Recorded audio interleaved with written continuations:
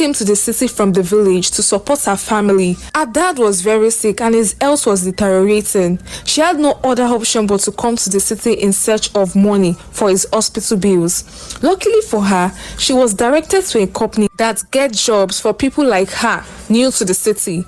That same day, they took her to Nathan's house.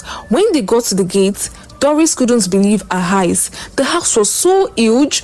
The man from the company took her inside the house and introduced her to Nathan.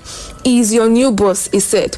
She stared at Nathan for more than 2 minutes. She didn't realize how awkward it was getting until the man from the company shouted, "Can't you greet?" "Good afternoon, sir," she shouted. "How are you?" Her new boss asked.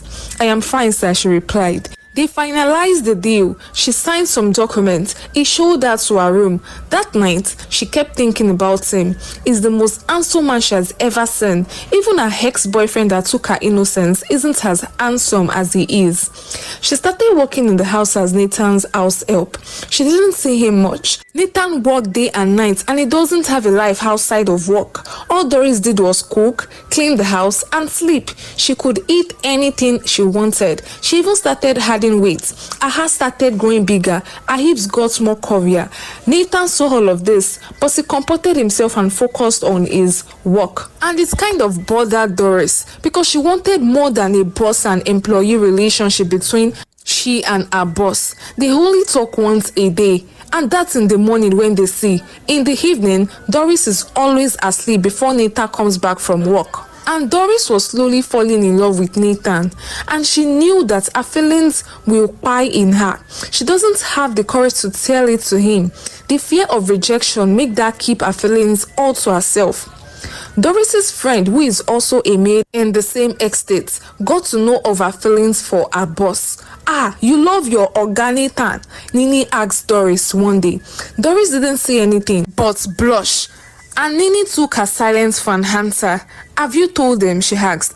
"I can't tell him, oh. Can't you see that he's a big man? Do you want him to sack me?" Nini smiled at Doris. "Okay, I'm going to teach you how to make him attracted to you. First off, you need to get rid of all these clothes that covers your figure 8.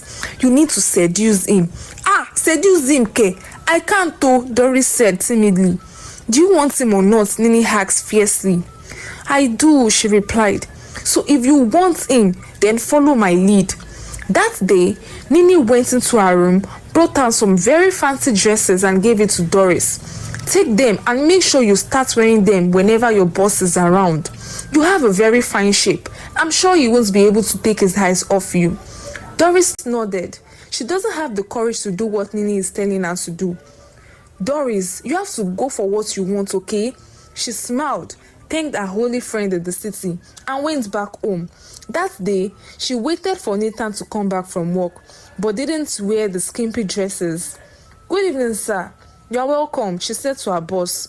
"How are you, Doris? And why are you still awake?" Nathan asked. "I don't feel like sleeping, sir." She ate up his food and gave it to him. She blushed. That was the longest conversation they've ever had.